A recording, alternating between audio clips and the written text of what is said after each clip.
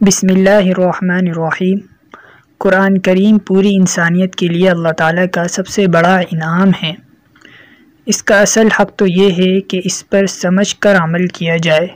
لیکن اللہ تعالیٰ نے اپنے بندوں کو اپنی رحمت سے نوازنے کا ایک ذریعہ قرآن کریم کے الفاظ کی تلاوت کو بھی قرار دیا ہے، یعنی قرآن کریم کے الفاظ کی تلاوت بھی بے انتہا اجر و ثواب کی حامل ہے۔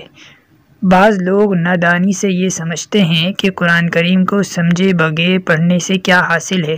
وہ اللہ تعالیٰ کی کتاب کو انسانوں کی کتاب پر قیاس کرتے ہیں، جن کو بے سمجھے پڑھنا ایک فضول کام سمجھا جاتا ہے۔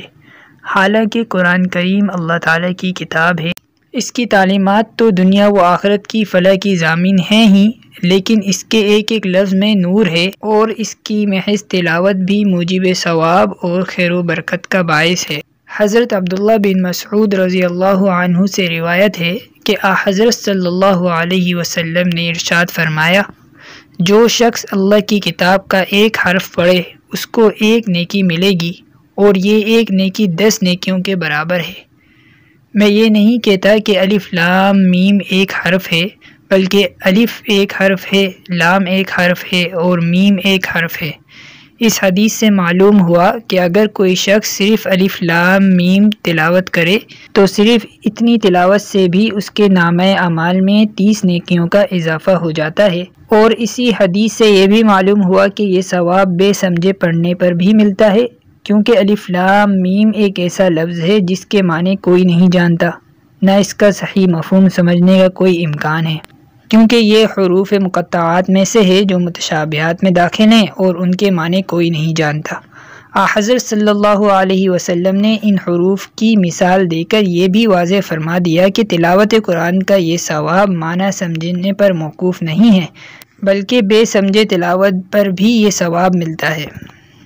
الغرض جب صرف الف لام میم پڑھنے پر 30 نیکیاں حاصل ہوئیں تو قرآن کریم کا ایک رکوع یا ایک سورت پڑھنے سے کتنا اجر و ثواب حاصل ہوگا۔ اسی لیے ہر مسلمان کو چاہیے کہ ہر روز صبح کو دوسرے کاموں میں مشغول ہونے سے پہلے قرآن کریم کی کچھ نہ کچھ تلاوت کا معمول بنائے۔ اگر زیادہ نہ پڑھ سکے تو پاؤ پارا، اور اگر اتنا بھی ممکن نہ ہو تو کم از کم ایک رکوع ہی پڑھ لیا کرے، تو ہر روز اس کے نامہ اعمال میں سینکڑوں نیکیوں کا اضافہ ہوتا رہے گا۔ اسی طرح ہر مسلمان کو چاہیے کہ قرآن کریم کی کچھ سورتیں زبانی یاد کر لے، تاکہ جب موقع ملے قرآن کریم کھولے بغیر بھی وہ زبانی تلاوت کر سکے،